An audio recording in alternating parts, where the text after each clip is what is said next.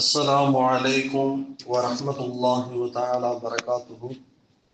الحمد لله رب العالمين والعاقبة للمتقين والصلاة والسلام على سيدنا محمد صلى الله عليه وآله وصحبه أجمعين. أما بعد، فقد قال الله تعالى في القرآن العظيم: أعوذ بالله من الشيطان الرجيم.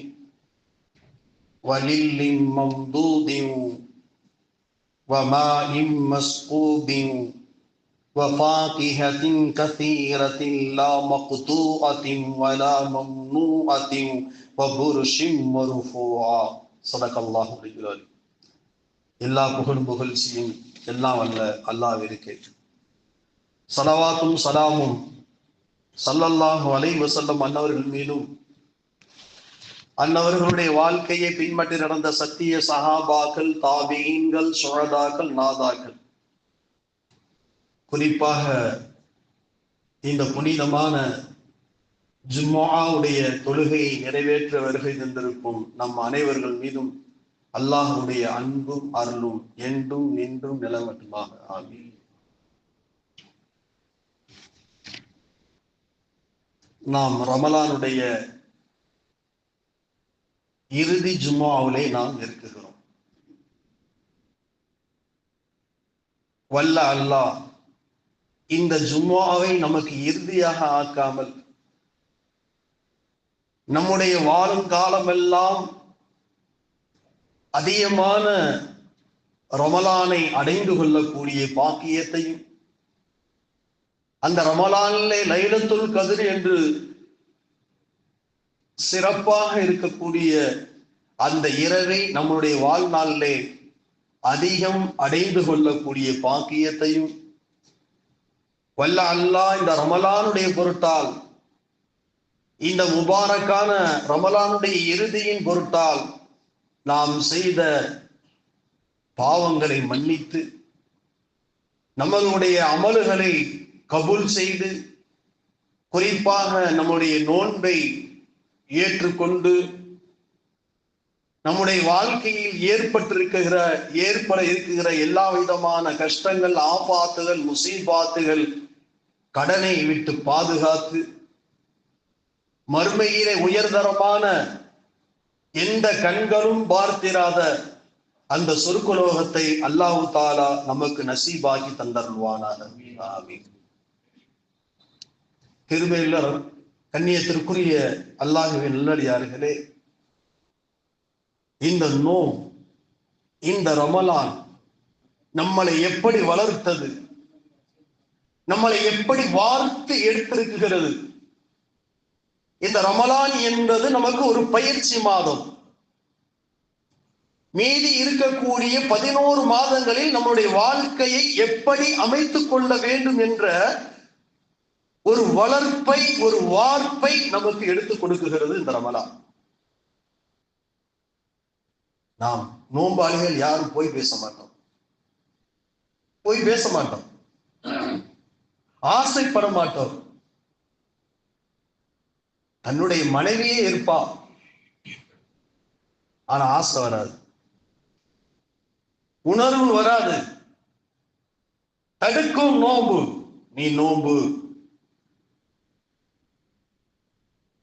வெளியில நடக்கும்போது பிரியாணி அந்த வாடை நம்மளுடைய மூக்குல தெரிஞ்சாவே நாக்குல சுரக்கும். ஆனா அந்த ரமலான்ல கண்டுக்கிறவே மாட்டோம். இருக்கும், ஆனா தெரியாது. நம்மளை அனைத்தையும், எல்லா விதமான பாவங்களையும் முழுமையாக கட்டி போட்டு பாவங்கள் செய்ய விடாமல் இந்த ரமலான் ஆக்கி விடுகிறது. அவ்வளவு பெரிய அற்புதமான ஒரு ரமலான் இருந்தும் இந்த ரமலானுடைய காலகட்டத்திலே நாம் சில பாவங்களை செய்கின்றோம். அந்த பாவங்களை அல்லாஹ் தஆலா இந்த ரமலானுடைய பொருட்டால் மன்னித்து அருளுகிறான் என்பதை நமக்கு நபிகள் நாயகம் ஸல்லல்லாஹு அலைஹி வஸல்லம் அவர்கள் சொல்லி தந்திருக்கின்றார்கள். பொதுவாகவே கண்ணியத்திற்குரியவர்களே, மனிதன் சுப செய்தியை விரும்புவான், மங்களகரமான நிகழ்வுகளை விரும்புவான். துக்கமான செய்திகளை மனிதன் விரும்ப மாட்டான். அபசகுணமான பேச்சுகளை விரும்ப மாட்டான். அல்லாஹ்வும் அப்படித்தான். அல்லாஹ்வும் அப்படித்தான். நபியை அனுப்பியதும் அல்லாஹ் அப்படித்தான். நீங்களும் சுப செய்தி சொல்லி வாழுங்கள். எப்படி நம்ம பிறரை பார்க்கிற பொழுது அஸ்ஸலாமு அலைக்கும் சுப செய்தி, நீங்க சாந்தமாக நல்லா வாழுங்க, நிம்மதியா வாழுங்க, மனப்பூர்வம் மாற்றணும். நாசமா போனவன் வர்றான், சலாம் சொல்றா திட்டுவான், சலாம் சொல்றா நம்மளை திட்டுவான், பேசுவான், அப்படிங்கிற எண்ணம் நம்மளுடைய உள்ளத்துல வந்துடக்கூடாது.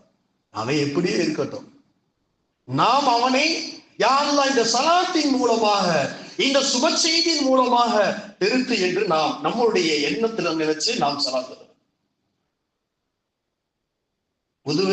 பொதுவாகவே நம்மளுடைய குடும்பம், நம்மளுடைய உறவுகள், நம்மளுடைய சகோதரர்களுக்கு மத்தியில என்ன செய்யணும்? சுப செய்தி சொல்லுவார். அதான் அல்லாஹ் தன்னுடைய மேன்மையான அந்த நம்ம இரவுல பேசணும்ல அருமையான அந்த நபியை அல்லாஹ் அறிமுகப்படுத்துகிற போது சொல்லுகிறான், நபிக்கே சொல்லுகிறான், இன்னா அர்சல்னாக பில் ஹக்கி பஷீரா வ நதீரா.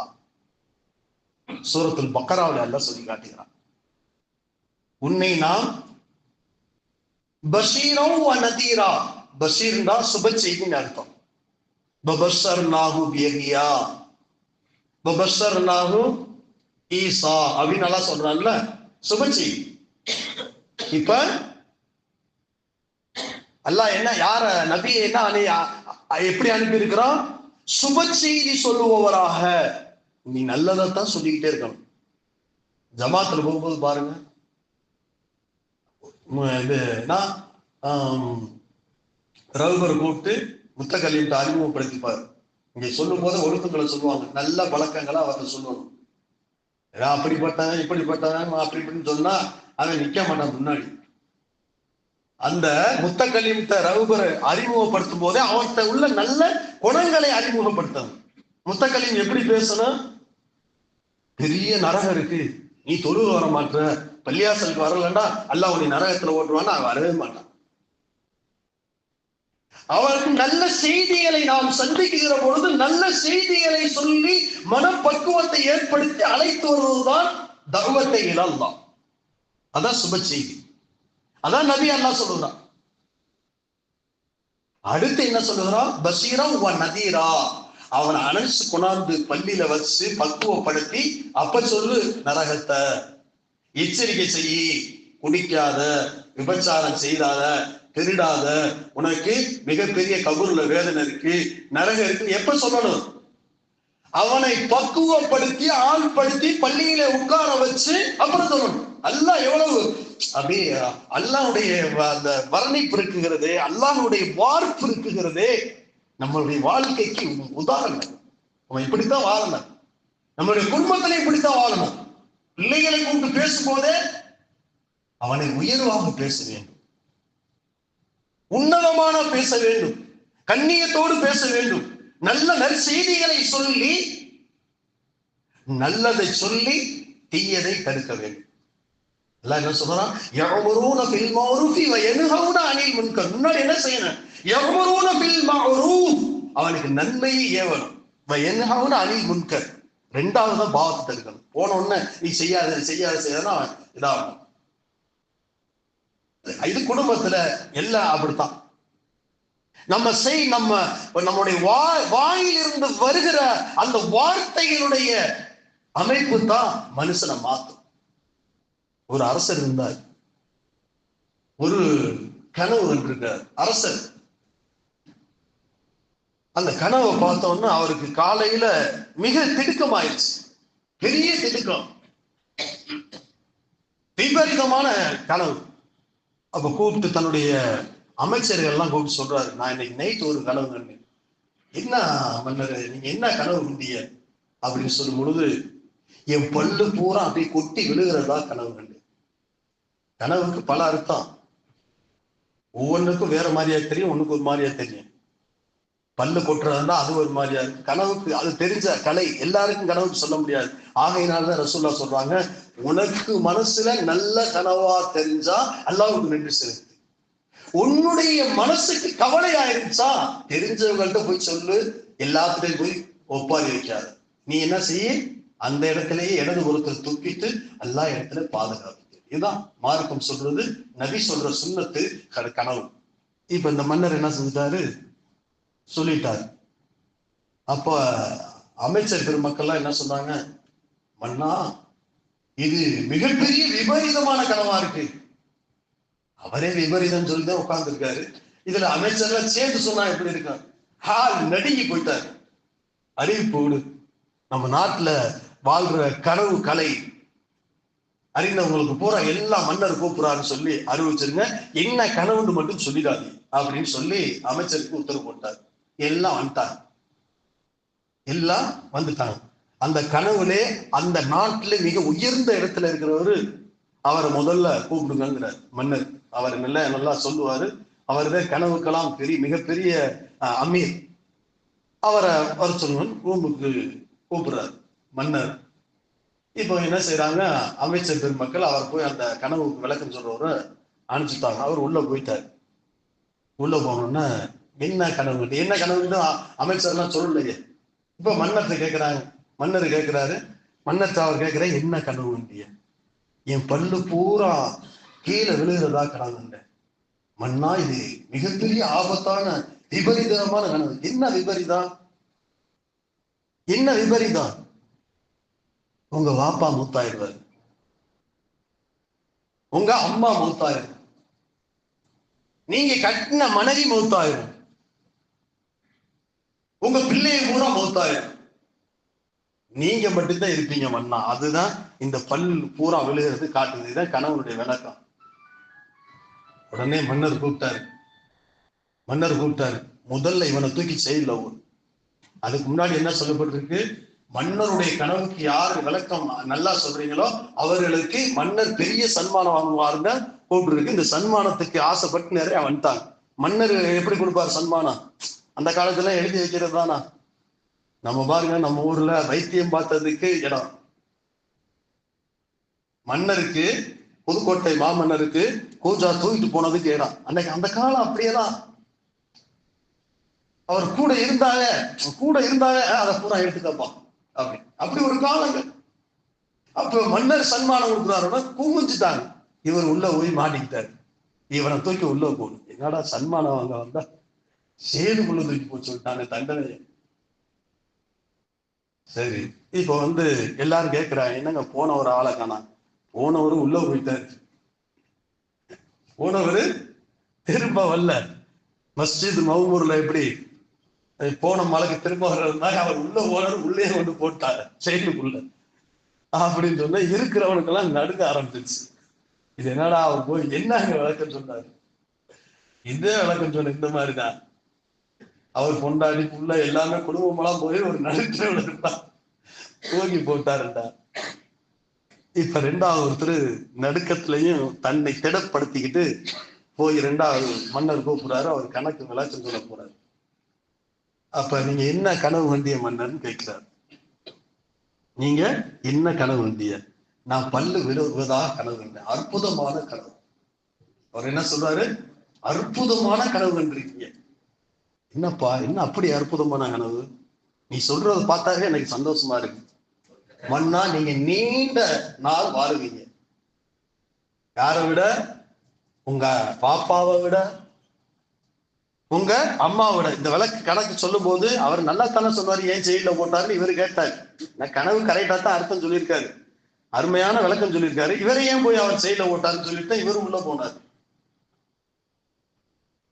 நீங்க உங்க அம்மாவுக்கு பின்னாடி நீண்ட காலம் வாழ்வீங்க, உங்க வாப்பாவுக்கு பின்னாடி நீண்ட காலம் வாழ்வீங்க, உங்க மனைவிக்கு பின்னாடி நீண்ட காலம் நீங்க வாழ்வீங்க, உங்க பிள்ளைகளுக்கு பின்னாடி நீண்ட காலம். மன்னருக்கு பார்த்தா பெரிய சந்தோஷம். அதே அப்பா எவ்வளவு அற்புதமா, இவருக்கு தூக்கி கொடுக்கடா சன்மானத்தை. அமைச்சருக்கு உத்தரவு விட்டார், நிறைய சன்மானத்தோடு வர. அப்ப கேட்டான், முதல்ல போனவரு உள்ள போயிட்டாரு, நீங்க எப்படி ரெண்டாவது? அது ரெண்டு கனவும் ஒரே கருத்து தான். ரெண்டு கனவும் நான் அவர் சொன்னதும் கரெக்டான கனவுக்கு ஒரே அர்த்தம் தான், நான் சொன்னதும் அர்த்தம் தான். ஆனா நான் சொன்னது வேற மாதிரி. போய் அவனை பார்த்தா உங்க அத்தா மௌத்தாயிரம், உங்க அம்மா மௌத்தாயிரம், பொண்டாட்டி மௌத்தாயிரம், பிள்ளையெல்லாம் மௌத்தாயிரம், நீ நடுத்தருவ நிற்பண்டா. நான் பார்த்து சுதாரிச்சு உனக்குத்தான் நீண்ட ஆயிரம் நான் சொல்லிட்டேன். இப்படி அவர் சொன்னது பார்த்தீங்களா, உங்க அம்மாவை விட, உங்க வாப்பாவை விட, உங்க மனைவியை விட, அப்ப எல்லாம் போயிடுவாங்க. அதே அர்த்தம். ஆனா இவருக்கு மனதுக்கு சொல்ல சொல்ல சந்தோஷம். ஆஹா, அருமையா கணக்கு விளக்கம் சொல்றாங்க அப்படின்னு சொல்லி. இதுதான் அல்லாஹ் குர்ஆன்ல சொல்லுகிறான். இந்த சும செய்தியை தான் இன்னா அர்சல்னாக பில் ஹக்கி பஷீரன் வ நதீரா, நபியே உன்னை பஷீராக சுப செய்தி சொல்லுவராக மூட்டி எச்சரிக்கை செய்யறான்னு முதல்ல அந்த வார்த்தையை போடல, ரெண்டாவது அல்லாஹ் போடுறான்.